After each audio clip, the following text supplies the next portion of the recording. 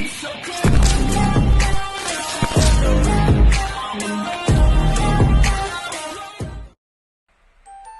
Sobat Galang, kembali lagi dengan saya Ulfa Zakiah di Galang Time. Nah, di Galang Time kali ini kita akan membahas mengenai etika. Teman-teman, udah ada yang tahu nggak sih apa itu etika? Yaps, etika itu adalah sesuatu yang sudah muncul dengan sendirinya dalam kehidupan kita bermasyarakat dan aktivitas kita sehari-hari. Etika itu berbicara soal kesantunan. Ibaratkan kita berkunjung ke rumah orang, tidak mungkin masuk ke dalam rumah tersebut tanpa mengucapkan permisi terlebih dahulu. Kita tentu tahu kesantunan itu sangat diperlukan supaya kita bisa menghargai kemerdekaan dan kebebasan orang lain.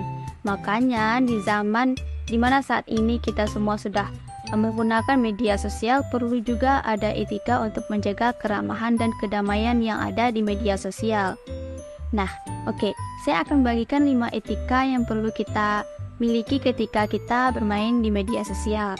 Nah, yang pertama kita perlu ingat, sebelum kita membagikan sesuatu, kita harus melakukan sebuah penelitian dan membaca ulang. Jangan sampai yang kita posting itu ada data pribadi kita, apalagi data pribadi orang lain. Itu lebih tidak dibolehkan lagi. Kita harus berhati-hati dalam membagikan data pribadi kita. Kita tentu tidak ingin data tersebut disalahgunakan. Kita harus berhati-hati terhadap apa yang kita posting, terutama apa yang terkandung di dalamnya. Jika ada data pribadi atau suatu hal yang seharusnya dirahasiakan atau sifatnya itu privasi, sebaiknya jangan diposting. Oke, itu etika yang pertama. Etika yang kedua, pengguna media sosial harus memiliki sikap kritis dan juga harus mau berpikir sebelum sharing konten. Kita hidup di era di mana banyak sekali berkembang berita-berita hoax, disinformasi, misinformasi. Kita tentu tidak ingin turut menjadi penyebar. Makanya kita harus kritis terhadap informasi yang kita terima. Harus melihat sumbernya, harus memperhatikan bahasannya, apakah informasi yang kita dapat tersebut valid atau tidak. Kalau kita tidak yakin, mendingan stop nyebarin dan berhenti di kita saja. Oke, saya mengerti betul bahwa kita punya kecenderungan untuk membagikan karena kita khawatir, mungkin karena kita terlalu fokus terhadap informasi tersebut, atau karena kita ingin menjadi orang pertama yang ingin membagikan sebuah informasi. Nah, itulah kita harus berhati-hati walaupun kita memiliki landasan atau motivasi yang benar, belum tentu informasi yang kita terima itu benar.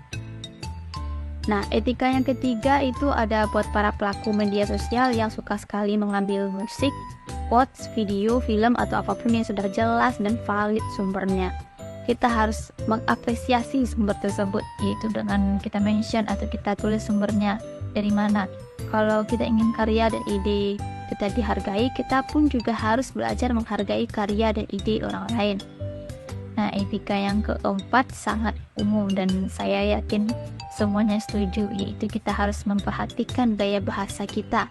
Terkadang kalau kita bicara bisa suka salah, orang juga sulit untuk mengerti saat kita menulis komentar di media sosial karena tidak ada intonasi. Di situ juga suka terjadi kesalahpahaman, apalagi kalau kalimat tersebut disertai dengan ajaran kebencian atau bahasa-bahasa yang kasar. Tentu saja akan membuat suasana di kolom komentar tidak nyaman. Walaupun kita berbeda pendapat, ada baiknya disampaikan dengan kesan yang lebih baik.